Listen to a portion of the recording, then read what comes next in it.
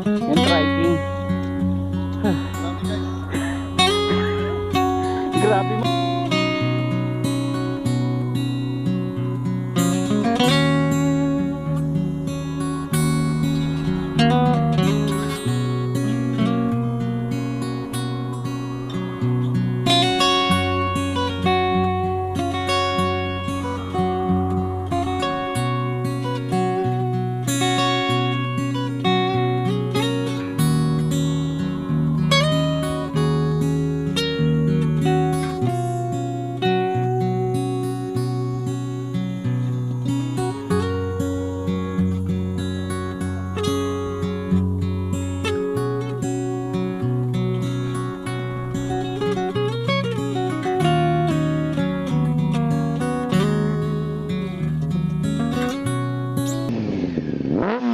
Guys, ito na naman kami. Magsisimula na sa aming mga gala. Pupunta na naman ulit kami sa Tanay Rizal na naman kami maggagala. Ito yung malapit sa pinuntahan namin ng nakarang biyahe namin. Malapit lang. Mga 2 hours lang. Galing Caloocan papuntang Tanay Rizal. Site pala namin na dito sa may pangalan pala niya ay Peak Campsite. Sabi na pagpunta nga daw doon ay medyo mahirap akyatin dahil medyo maputik.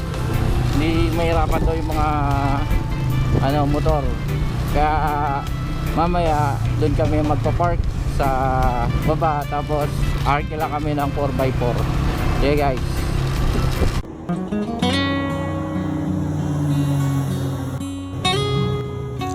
Sa mataas na bahagi ng kabundukan matatagpuan ang Peak Campsite, isang lugar na tila nilikha upang maging kanlungan ng mga naghahanap ng kapayapaan at nakikigsapalaran. Ang daan patungo rito ay hindi madali. Matatarik na landas, malamig na hangin at pawis ang kapalit ng bawat takbang. Ngunit sa bawat hirap, may gantimpalang naghihintay sa tuktok. Pagdating ng kampingan, ang mga tanawin at kalangitan na tila abot kamay at mga ulap animoy dumadampi sa lupa. Sa araw-araw, ang malawak na lambak at mga bundok na parang alon ng dagat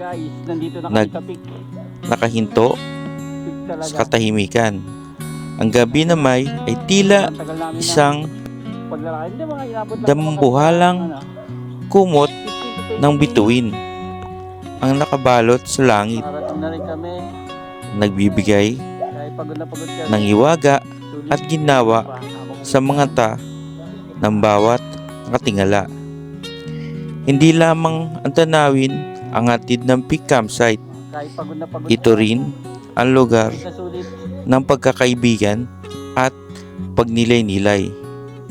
Sa paligid ng siga, nagkakasama ang mga magkakaibigan upang magbahagi ng kwento, tawa at kanta, at di pa na may pumipili na katahimikan.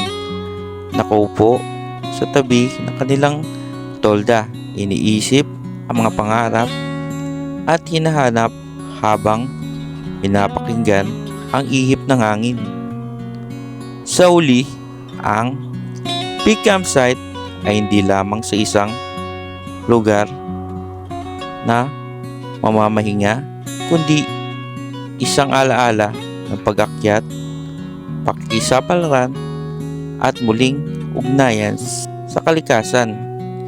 Ito ang paalaala ng bawat tuktok ng ating inakyat. May bagong pananaw at bagong sigla na naghihintay.